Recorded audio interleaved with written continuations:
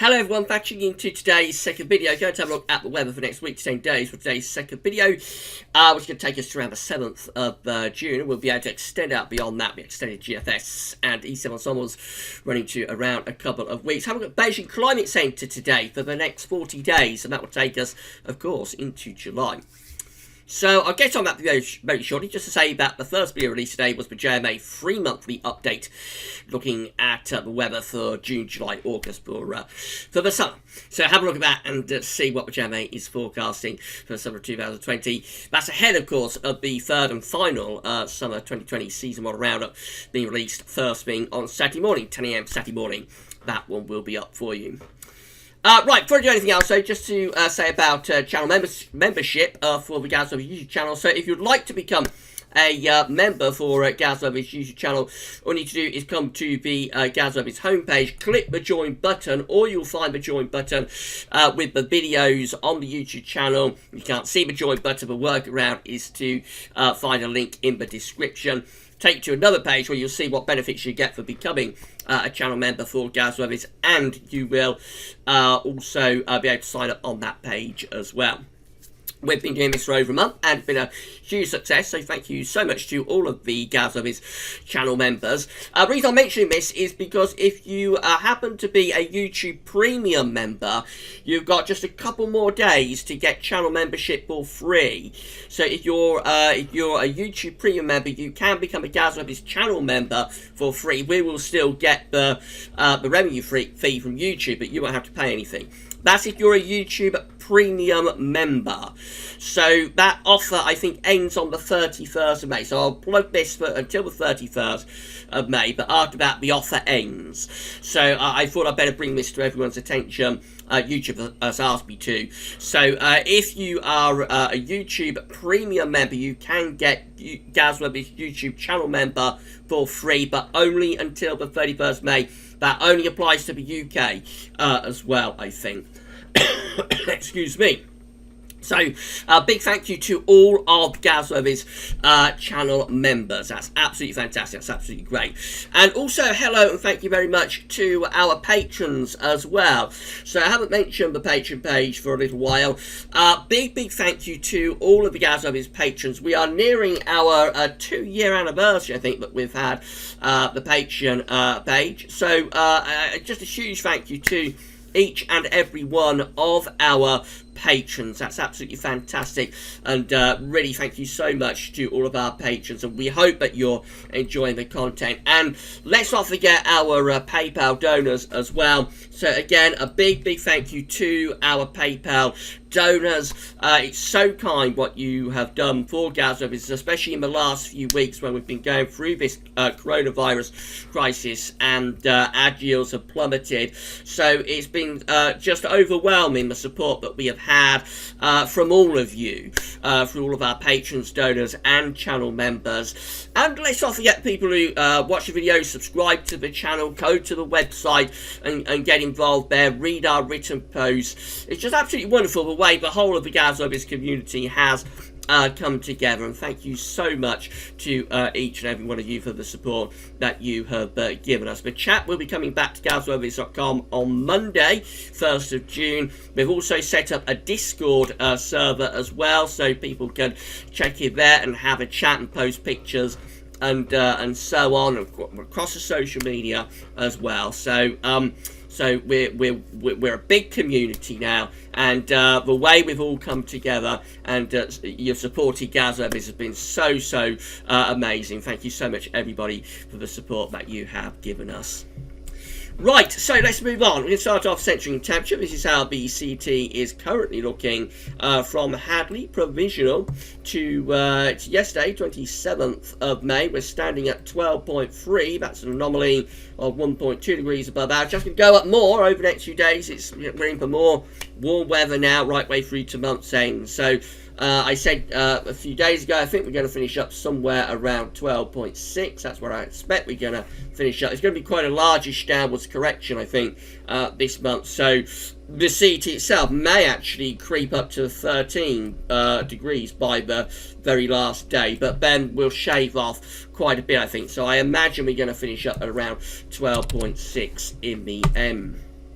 As we look ahead to June, it looks like we're going to pull in some cooler air from the north through the early part of June, which we've been discussing in the videos quite a bit over the past few days, of course. So these are the 500 millibar height anomaly flowcharts from the Penn State University, with the ECMWF on the top and the GFS, which we'll have a look in a moment, on the bottom. So 500 millibars is an area in the atmosphere, high pressure and low pressure are being moved around by the jet stream running above. Red extrapolates high pressure, blue to low pressure. So we can see that in the week to 10-day time frame, which just takes us towards the end of the first week of June, we have an area of above average heights just out to our west, and we have below average heights kind of to our east, and it leaves us like on a northwest southeast trajectory with the jet stream. So definitely we could start to pull down some cooler air from the north. Whether that's particularly unsettled, I'm not sure. It certainly would probably bring showers to more northern east parts of the country. Whether it would bring all that much in the way of rain, though, I'm uncertain about that really. But definitely it looks like we're going to bring cooler air in from the north as we go through the first week of June. The GFS is very similar as well, again with the below average heights to our east northeast, the above average heights are out to our west northwest, just there, and that leaves us bringing in again those north to northwesterly winds, turning cooler, and again there could be showers, particularly for more northern and eastern parts of the country once again. So definitely the trend is towards cooler and more sort of northerly interludes as we move towards the end of the first week of June. We see this within the upper air temperature and precipitation ensembles as well. Looking at London at Old West Central today. So red line is 30-year upper air temperature average for London, warmer than average at the moment. You're going to see the temperature dropping a little bit actually over the next couple of days, so we bring some slightly fresher air in from off the continent briefly, but then as we move into the early part of next week, it does actually become quite warm again through the first part of the week, and then we see this quite significant drop in temperature that's taking place into the second half of next week. So we go from around plus 10 at 850 HPA just there to somewhere between around 5 and 0 degrees at 850 HPA just there, which is quite a significant drop in temperature. Before moving to the second week of June, we possibly start to see a recovery in temperature beginning to take place. Precipitation wise, we've got a lot of dry weather coming up, loads and loads of dry weather over the next few days. Possibly, though, as it goes cooler, it could turn more showery, so there is the potential for some precipitation. I'm not sure how much there will be in the end, but there's a potential for some precipitation as it turns cooler through the middle part of next week, and then possibly into the second week of June, maybe a bit of a drying trend again. It doesn't look overly wet, that to me, but definitely around the 3rd to the 5th to 6th of June, we might get at least some showery conditions coming along anyway. Temperature anomalies on the 28th of May to the 5th of June, overall going to be warmer than average in the week ahead, quite significantly so, and precipitation anomalies from the 28th of May to the 5th of June are going to be quite substantially drier than average as well. So that's how the GFS is looking for Sunday. When high pressure is over Scandinavia, we're bringing in an easterly wind, going to be mostly dry, and the air will be starting to warm up as well as we move into the early part of next week with this ridge of high pressure. Going to be plenty of warm weather before then, but I mean by the time you get to the early part of next week, you probably see temperatures reach up to 20 Celsius. Around the middle of next week, that's when we start to drop in this trough of low pressure from the north. That might bring some showers with it. What it will do, though, more definitively, is start to turn the wind into the north and start to bring cooler air down from the north. And then as we go into the second half of next week, then we start to set up a proper north to northeasterly. That's bringing significantly cooler weather across the country. Again, whether there's all that much rain associated with that is a big unknown. I suspect there will be showers, and it may be cold enough those showers to be a little bit wintry over the highest ground of Scotland. But whether there will be all that much in the way of precipitation on a north to northeasterly in June, a little bit dubious. Now, there is an area of low pressure developing across northern France there on the 6th of June. That might bring some heavier rain in towards the south, but by day 10, which is the 7th, the high pressure is actually beginning to start moving back in from off the Atlantic again. As we move into more extended range with this GFS run, overall, reasonable amount of dry weather really. We keep anticyclonic influences high, always centred out to our west, so never particularly hot or warm, and always chance some showers in more northern eastern parts of the country, but overall reasonably dry. And by the end, actually we finish up on the 13th of June, by then it looks like we start to turn drier and warmer once again. GM looks like that, so we've got high pressure over Scandinavia, we're bringing in those easterly winds on Sunday, and early next week we stay with the high pressure, lots of dry, fine and warm weather then. Low pressure is down to our south, starting to head a little bit further northwards, and as we move into the middle and second half of next week, then we start to take the high pressure out to our west and begin to drop some low pressure in from the north. So same idea, the early part of next week is warm, then probably showering into around the middle part of next week, and then starting to push in those northerlies into the second half of next week. And the GM also then establishes a north to northeasterly flow as we go through to the weekend of 6th and the 7th of June. There is an area of low pressure again across northern parts of France that might threaten some wet weather towards southern areas, but more definitively is this north to northeasterly, which will bring a significant drop in temperature and may even be kind of to produce a little bit of night frost. We'll have to wait and see about that. And then we've got the ECMWF, and again we're seeing high pressure over Scandinavia dominating the weather on Sunday, bringing lots of dry, fine and warm weather. That high pressure continues to be sitting close to the country through the early part of next week. So the second half of next week, then the high pressure begins to pull out to our west. We start to drop down those colder northerly winds, or certainly cooler northerly winds. We move up towards day 10, proper northerly getting going there. But it's all very similar to what happened in the early part of May. You remember during early this month, we did have quite a northerly outbreak. This is very similar to that. Won't be as cold as that, I don't suppose, as we're a month on, but it is quite a similar sort of scenario. And then we finish up on the 7th of June, again in those northerlies, high pressure to our west, low pressure to the east, so it will be significantly cooler. Again, I'm unsure about how much precipitation there is with those northerlies, so let's have a look at the rainfall forecast from Meteo.com. Today it's mainly dry, a little bit patchy rain up in the far north of the country, but otherwise it's a dry, warm, fine scene, and that will continue over the next few days as well. Very, very little rain as you move into the weekend. And then into the early part of next week, again, we see very little rain coming through. We're moving into the second half of next week now, and the winds turning into the north, but still very little in the way of precipitation with those northerly winds. We're heading to the end of next week. Some showers then digging into the far north and northeast of the country. Not all that much in the way of rain getting through to the south, though. And up to day 10, there's very little rain on offer really from the ECM. So again, I re-emphasise, we are going to change the air mass next week. We're going to turn things cooler from the north. We're going to have a northerly to northeasterly outbreak. But whether there's that much rain associated with this, particularly for more southern areas, I think that really does remain to be seen. These are the options on the table within the ECM ensembles today for day 10, which gets us to the 7th of June. We have 14 members of the ECM ensembles with high pressure out to our west and low pressure is to the east, and we bring in like a northerly type flow.